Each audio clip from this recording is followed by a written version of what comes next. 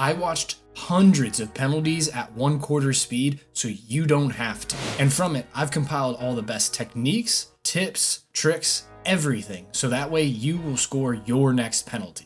Welcome back to the channel, or just welcome if you're new. And just so you know, I studied Ronaldo, Haaland, Harry Kane, Lewandowski, Bruno Fernandes, Jorginho, and Cole Palmer for this video. And here's their conversion rates across their entire careers so far. For reference, about 78% of penalties are scored on average, so all of these players are excellent at taking penalties. And I was able to categorize all of these players into one of two groups.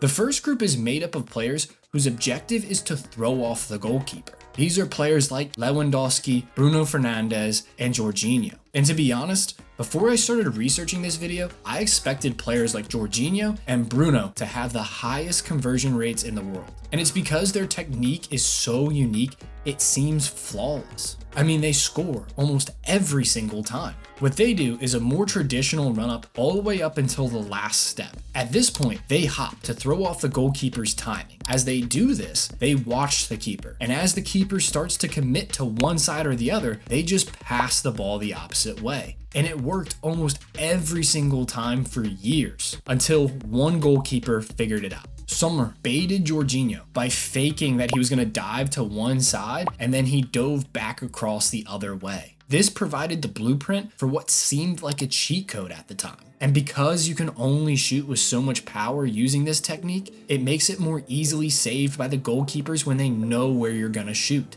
So with that being said, this technique is not the perfect penalty. Now, while Lewandowski is also trying to throw off the keeper when taking penalties, he does it a little bit differently.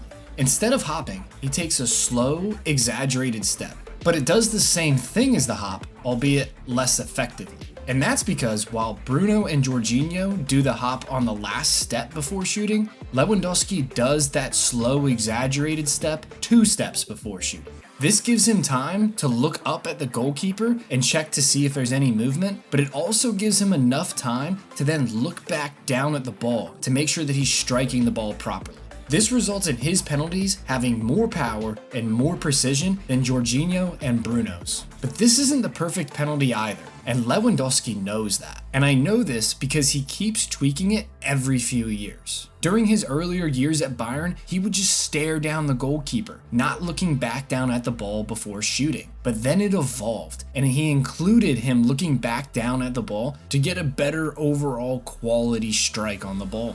But now at Barca, he exaggerates that slow step even more now. And instead of speeding up on that last step to shoot, he actually does a little hop too. But he hasn't perfected it yet, with his conversion rate being only 86% at Barcelona, down on his career conversion rate of 89%.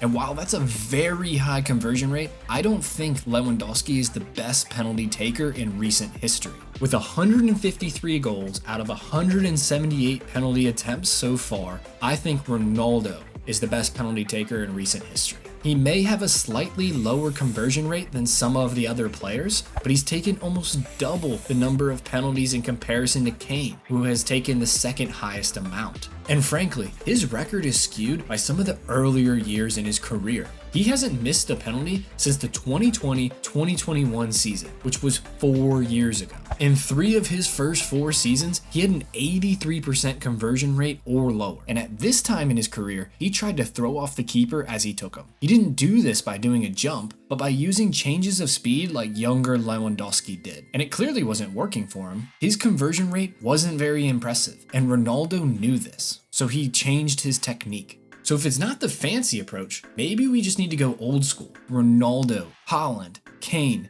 and Cole Palmer just run up and smack the ball. Nothing fancy, just 4 or 5 steps, and then they strike the ball hard and low. And even if the goalkeeper guesses the right way, it's still really hard to make a save since it's shot with such power. But is this really the perfect penalty? I mean, this is what we naturally do before we even try new techniques. But to be fair, Cole Palmer is the only player on my list with a 100% conversion rate. And even though his record's been perfect, I don't think that makes the traditional technique the perfect penalty. I mean, it's the most popular technique in the world. If it was that good, the average conversion rate would be way higher than 78%. I was ready to wrap up this video there, but then I kept watching more and more penalties. I realized the secret wasn't really in one technique or the other because they all have pros and cons. And while I was disappointed to come to that conclusion, I knew there had to be something that made these players special. I mean, once again, they're way higher than the average. That can't just be because of luck. So if it's not the technique, then what is it? And after asking that question, I started finding the true keys to taking the best penalties possible. So here's 6 key details to mastering penalties from the stats and from the pro players themselves. So the first key detail is shot placement. Looking at the stats from the Premier League in the 2022-2023 season, the highest percentage of penalties scored were struck down the middle by a large margin.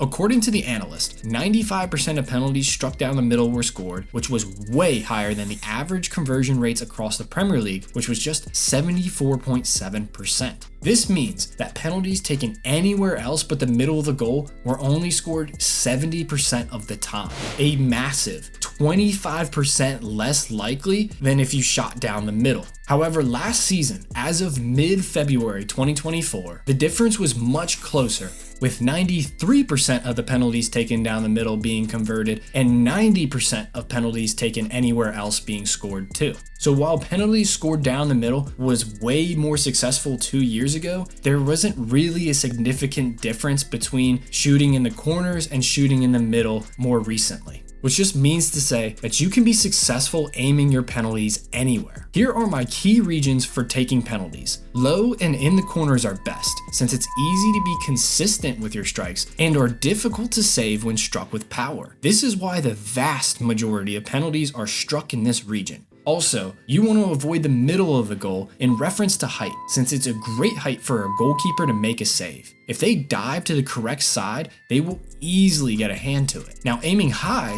and above the goalkeeper is almost a certain goal, but it is way easier to miss-hit and blaze over the bar. It's really up to you and what feels best. And if you like my videos, please consider becoming a channel icon. You'll get access to watch these videos early. Thank you for all the love and support. I really appreciate it. Now, the rest of the keys are taken from advice that was given by one or multiple of those professional players when talking about how to score penalties. Key number 2 is to know exactly where you're going to shoot before the whistle blows for the penalty, or even before the game. This is great because you're already in a high pressure moment. This can make it difficult for you to calm your nerves, make a good decision, and execute. So at least taking out the decision removes one of these factors that can go wrong and cause you to miss your penalty. All you have to focus on then is executing your plan. Now, if you're using the Bruno or Jorginho technique, it defeats the purpose to know exactly where you're going to go before taking the penalty. So instead, you have a contingency plan, or in other words, you have a plan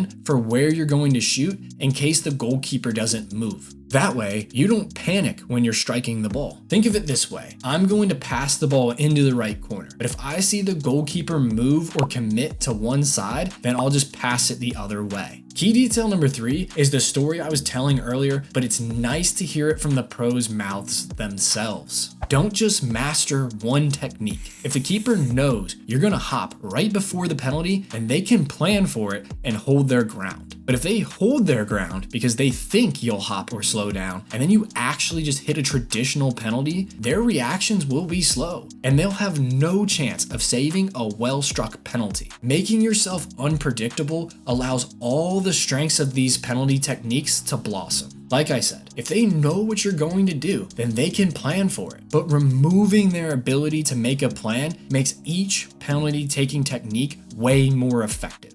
Key detail number 4 is all about practice. When practicing your penalties, don't take 100. All this does is remove the pressure away from the penalty. And that's the hardest part of taking them in the first place. The mental battle between you and the goalkeeper, but really the mental battle in your own head. If you're preparing for a penalty shootout and you don't feel like the world is on your shoulders, then you won't be prepared for that pressure in the championship game. And I know it's impossible to replicate. But if you only take 1 or maybe 2 penalties in training, then you will feel like you must score those penalties, which is what you're trying to replicate when you're in a shootout. Maybe take more if you're trying to master a new technique, but once you're preparing to use that technique in a game, you shouldn't take as many, so that way each penalty has more pressure on it. Key detail number 5, strike it with conviction. My old coach used to ask 2 things from us. Firstly, know where you're going to go before you take your penalty. And secondly, strike it with conviction. Hit it like you mean it. And if you watch Ronaldo, Cole Palmer, Haaland, Kane, and Lewandowski, they all strike their penalties with power. They bury that thing into the back of the net. Key detail number 6. Nerves are the biggest obstacle for most penalty takers. So use psychological tricks and strategies to help reduce your nerves. Things like having a routine can make a big difference. Harry Kane has a very oddly specific routine that you can see broken down by the Bundesliga, which I have a link to in the description. But focus on developing your confidence as a player, because if you know in your heart that you will score, then you are way more likely to put the ball in the back of the net. Or you could just develop brain rot and just not have a thought in your head like Cole Palmer. What? All jokes aside, he's scored every single penalty so far in his career for a reason. And that's because he always wins the mental battle inside his own head. If you lack confidence, or if confidence is holding you back from scoring penalties, then watch this video. We'll get that fixed up right away. I hope you enjoyed the video. Thanks for watching.